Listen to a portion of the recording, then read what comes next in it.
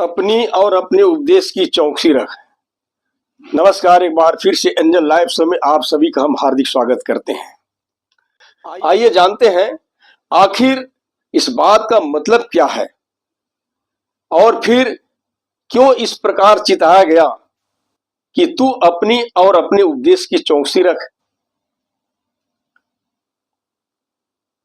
तीमुथियुस के नाम की यह पहली पत्री को पौलुस ने विशेषकर 3 मुख्य बातों पर विचार करने के लिए लिखा है। पहला,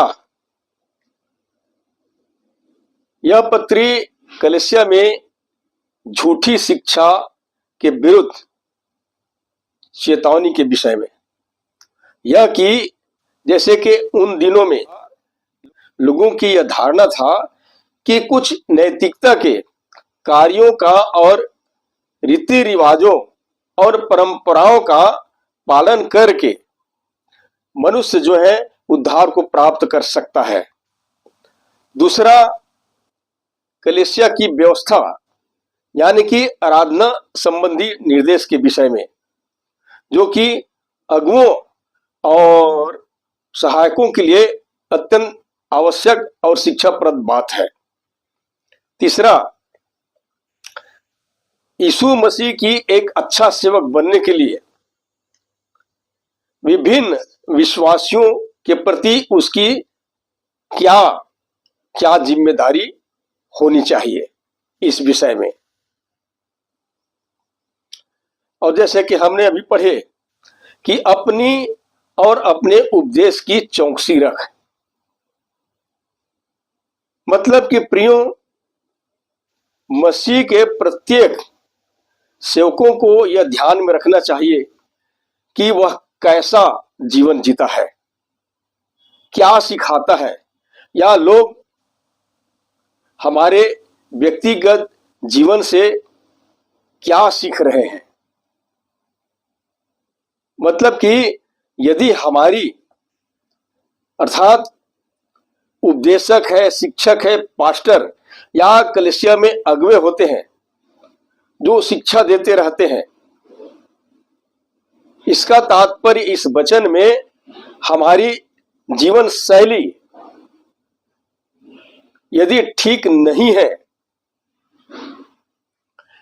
तो पवित्र जीवन जीने का कोई अर्थ नहीं है। और जैसे वचन से लोगों को सिखाते रहते हैं कि पवित्र बने,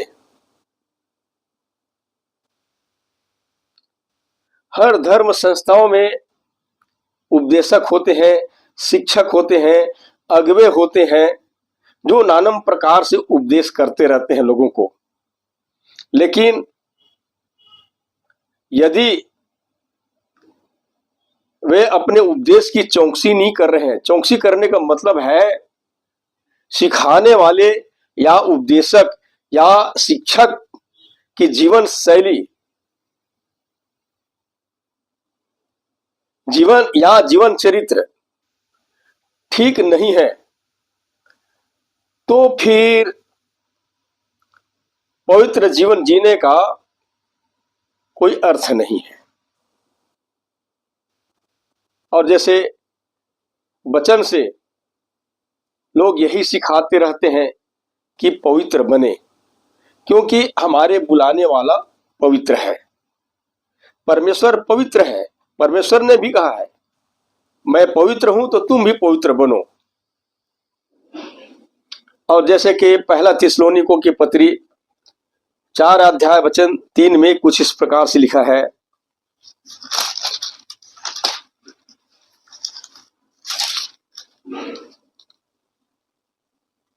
क्योंकि परमेश्वर की इच्छा यह है कि तुम पवित्र बनो, अर्थात भय विचार से बचे रहो।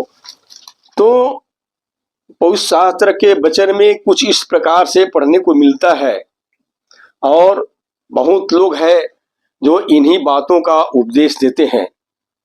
लेकिन मेरे प्रिय भाई बहनों, यदि हम ही पाप भय विचार की स्थिति में पाए जाते हैं तो लोग हमसे क्या सीखेंगे या मानव समाज को क्या संदेश जाएगा।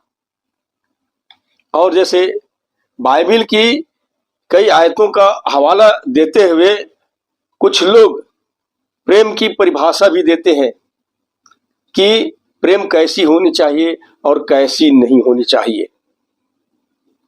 और नम्रता दीनता का पाठ भी पढ़ाते हुए मसीह के गुण और स्वभाव का अनुकरण करने की चेतावनी देते हैं, उपदेश देते हैं। अच्छी बात है कि जो बात सत्य है, मन भावनी है, सुहावनी है और अच्छी है, उन बातों का उपदेश बेशक हम दे सकते हैं। लेकिन हमारे जीवन शैली में इन तमाम चीजों का अभाव है तो सुनने वालों को क्या संदेश जाएगा। तीसरी बात, बाइबिल की एक और आयत की हवाला देते हुए लोग यही उपदेश करते हैं कि तुम न तो संसार से और संसार की वस्तुओं से प्रेम रखो। लेकिन कुछ ऐसे लोग भी हैं जो संसार की बातों में, संसार के कामों में ही लिप्त हो जाते हैं। वे कहते तो हैं यदि कोई संसार से प्रेम रखता है तो उसमें पिता परमेश्वर के प्रेम नहीं, और शरीर की अभिलाषा, आंखों की अभिलाषा और जीविका की घमंड यह भी परमेश्वर की ओर से नहीं है। अर्थात यह क्षणभंगुर है, मिट जाने वाला चीजें हैं। लेकिन हम स्वयं इन वस्तुओं में लिप्त हो जाए तो औरों के लिए कितनी शर्मनाक और गलत संदेश साबित हो सकता है। इसलिए बाइबिल यह भी चेतावनी देता है कि हम अपनी उपदेशों पर चौकसी बरतें, अन्यथा हम उपदेशक और भी अधिक दोषी ठहर सकते हैं। और जैसे कि याकूब अपनी पत्री में कुछ इस प्रकार से लिखता है,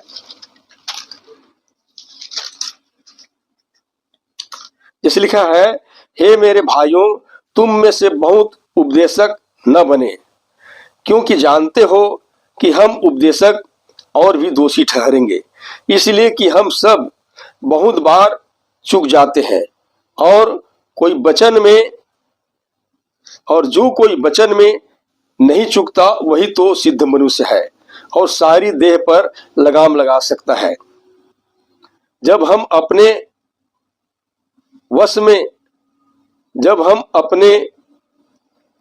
वश में करने के लिए घोड़ों के मुंह में लगाम लगाते हैं तो हम इसकी सारी देह को भी घुमा सकते हैं।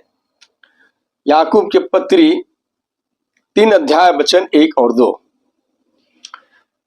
यहां पर पौलुस प्रेरित यह मानता था कि तीमुथियुस मुक्ति पा चुका है, वह नया जन्म पा चुका है, क्योंकि उसने अनंत जीवन को ग्रहण किया है। अवश्य है मेरे प्रिय भाई बहनों कि हम भी उद्धार मुक्ति को पा चुके होंगे। हम कलीसिया के अगुवे हों, पास्टर हों या उपदेशक हों, लेकिन तब भी हमें प्रत्येक विश्वासियों के लिए आदर्श का एक अच्छा नमूना बनने की आवश्यकता है। और जैसे कि प्रेरितों ने मसीह के पदचिन्हों पर चलकर मसीह की गुणों और स्वभावों को प्रदर्शित किया और वे एक दूसरे के लिए आदर्श का एक अच्छा नमूने को प्रदर्शित किया और एक दूसरे के लिए आदर्शों का नमूना दे गया है। वैसे ही मसीह की प्रत्येक सेवकों को भी प्रेम, पवित्रता और विश्वास और भाईचारे की प्रीति को लोगों में प्रदर्शित करने की जरूरत है। अगर ऐसा करते हैं तो सचमुच में बहुतेरे लोगों के लिए एक अच्छा नमूना बन सकते हैं। बल्कि उद्धार का कारण भी बन सकते हैं। एक अच्छा नमूना ही नहीं बल्कि उद्धार का कारण भी बन सकते हैं। और ऐसी स्थिति में मंजाल है कि कोई हमें ठोकर खिलाए या हमारी जवानी को तुच्छ समझे। और जैसे कि दूसरा पत्रस की किताब 1 अध्याय वचन 10 और 11 में कुछ इस प्रकार से लिखा है, इस कारण हे भाइयों, अपने बुलाए जाने और चुन लिए जाने को सिद्ध करने का भली भांति यत्न करते जाओ, क्योंकि यदि ऐसा करोगे तो कभी भी ठोकर न खाओगे, वरन इसी रीति से तुम हमारे प्रभु और उद्धारकर्ता यीशु मसीह के अनंत राज्य में बड़े आदर के साथ प्रवेश करने पाओगे। और जैसे पहला तीमुथियुस की पत्री 4 अध्याय वचन 11 और 12 में भी कुछ इस प्रकार से पढ़ने को मिलता है। जैसे लिखा है, इन बातों की आज्ञा दे और सिखाता रहा, कोई तेरी जवानी को तुच्छ न समझने पाए, वरन वचन और चाल चलन और प्रेम और विश्वास और पवित्रता में विश्वासियों के लिए आदर्श बन जा। और यह बात हमेशा याद रखनी चाहिए कि केवल सुसंदेश देने और जीवित रहने के तरीकों के द्वारा परमेश्वर के सेवक उद्धार को प्राप्त नहीं कर सकेंगे, किंतु परमेश्वर की सहायता से वे सही जीवन जीने की जिम्मेदारी को पूरी कर सकते हैं। और पौलुस के कथनानुसार तो यह बिल्कुल सही है, क्योंकि बाइबल के कुछ आयतें हमें बताती है। और जैसे इफिसियों के पत्री 2 अध्याय वचन 8 और 9 में हम पढ़ते हैं, जिसे लिखा है, क्योंकि विश्वास के द्वारा अनुग्रह ही से तुम्हारा उद्धार हुआ है, और यह तुम्हारी ओर से नहीं वरन परमेश्वर का दान है, और न कर्मों के कारण, ऐसा न हो कि कोई घमंड करे, क्योंकि हम उसके बनाए हुए हैं और मसीह यीशु में हम भले कामों के लिए सृजे गए हैं, जिन्हें परमेश्वर ने पहले से हमारे करने के लिए तैयार किया है। तो मेरे प्रिय भाई बहनों, हम केवल सुसमाचार सुनाने और जीवन जीने के कई तरीकों को हम अपना ले, लेकिन हम इससे अपना उद्धार नहीं कर पाएंगे। इसलिए हमारा जीवन चरित्र, हमारा जीवन शैली परमेश्वर के वचन के अनुसार होनी चाहिए। और जैसे पौलुस प्रेरित कहता है, केवल इतना करो कि तुम्हारा चाल चलन सुसमाचार के योग्य हो। हमें ज्ञात होनी चाहिए कि परमेश्वर की हाथों में विश्वास योग्य सेवक एक हथियार है,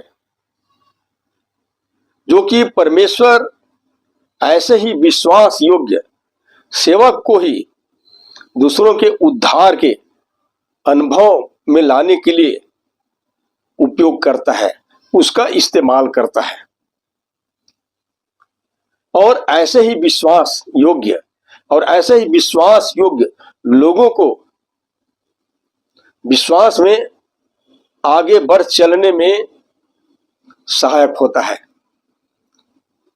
क्या मनुष्य के लिए इससे बढ़कर कोई और कार्य है? विशेषकर हमारे जीवन का अगला कदम परमेश्वर की आज्ञाकारिता के अनुसार उसकी इच्छा पूरी करने के लिए प्रशस्त होनी चाहिए, जिससे कि हम मसीह में सिद्ध, स्थिर और बलवंत हो जाएं। ऐसा करने के लिए दुख तो उठाने ही पड़ेंगे, लेकिन यही भावना हमसे सीखने वालों के लिए यही भावना हमसे सीखने वालों के लिए हमें उद्धार का एक जरिया बना देगा। तो मेरे प्रिय भाई बहनों, जिस तरह से हम यीशु मसीह के बारे में पढ़ते हैं कि वो परमेश्वर के पुत्र होने के बावजूद भी दुख उठा उठा करके आज्ञा मानना सीखा। मतलब आज्ञाकारिता में चलने पर कुछ तो दुख आएंगे, लेकिन जितने ही हम उसकी आज्ञा को मानने में दुख उठाएंगे उतने ही हम सिद्ध, स्थिर और बलवंत किए जा सकते हैं। आपने देखा होगा जैसे कारीगर लोहे को तपाता है तो उसमें का तमाम बेकार धातु जल करके भस्म हो जाता है, परंतु वो लोहा और भी मजबूत होते जाता है, एक पक्का हथियार बन जाता है। उसी प्रकार मेरे प्रिय भाई बहनों, हम दूसरे के लिए एक अच्छा उद्धार का कारण तभी बन सकते हैं, या एक दूसरे के लिए हम एक अच्छा आदर्श का नमूना तभी बन सकते हैं जब हम प्रभु यीशु मसीह की शिक्षा पर चलते रहेंगे और उसकी आज्ञाकारिता में चलते रहेंगे। इसके लिए हमें दुख उठाने की जरूरत है, और मसीह यीशु में हम जितने भी परिश्रम करेंगे, दुख उठा उठा करके आज्ञा मानेंगे, वो हमारा परिश्रम व्यर्थ नहीं ठहरेगा। इसलिए आज जरूरी है, जब तक कि हम एक दूसरे के लिए एक अच्छा आदर्श का नमूना नहीं बनते हैं या एक दूसरे के लिए उद्धार का कारण नहीं बनते हैं, तो कोई मतलब का नहीं है। हम लोगों में कितनों ही सुसमाचार सुनाएं, कितनों ही उपदेश करें, लेकिन हम स्वयं अपनी चौकसी नहीं करते हैं, तो समझिए उस स्थिति में हम अपने उपदेश के भी चौकसी नहीं कर रहे होते हैं। अपनी चौकसी करने का तात्पर्य यही है कि हम किस तरह से जीवन जी रहे हैं, किसके समान जीवन जी रहे हैं। और अपने उपदेश की चौकसी करने का मतलब है कि लोग हमारे जीवन शैली के द्वारा या हमारे जीवन चरित्र के द्वारा क्या सीख रहे हैं, लोगों को क्या संदेश जा रहा है। अगर अच्छी संदेश जा रहे हैं या कुछ अच्छा सीख रहे हैं, तब तो सचमुच में हम उस समय अपने उपदेश की चौकसी कर रहे होते हैं। नहीं तो याद रखिए, पवित्र बाइबल हमें बताती है, इसलिए ज्यादा उपदेशक न बने, क्योंकि उपदेशक ही अधिक दोषी ठहराए जाएंगे। इसलिए मेरे प्रिय भाई बहनों, बहुत लंबा चौड़ा उपदेश देने के बजाय हम उतने ही उपदेश दें जो हमारे भीतर में रियली लोगों की आत्मिक लाभ के लिए हो या परमेश्वर की आज्ञा के अनुसार हो। उतने ही हम उपदेश दें जितना कि हम उस कार्य को अपने जीवन से करके दिखाएं, केवल कहने वाला ही नहीं। हमारे जीवन चरित्र से लोग देखे और सीखे, और यह तभी संभव होगा जब हम अपने उपदेश की चौकसी को हर समय ध्यान में रखते हुए अपने जीवन चरित्र को बिताएं, तभी संभव हो सकता है। और जैसे प्रभु यीशु मसीह दुख उठा उठा करके परमेश्वर की आज्ञा को मानना सीखा और अपने सब आज्ञा मानने वालों के लिए उद्धार का कारण बन गया, वैसे ही हम भी परमेश्वर की आज्ञाकारिता में बने रह करके ही औरों के लिए एक अच्छा आदर्श का नमूना बन सकते हैं। बस यही उम्मीद के साथ परमेश्वर आप सबको आशीष दे। धन्यवाद।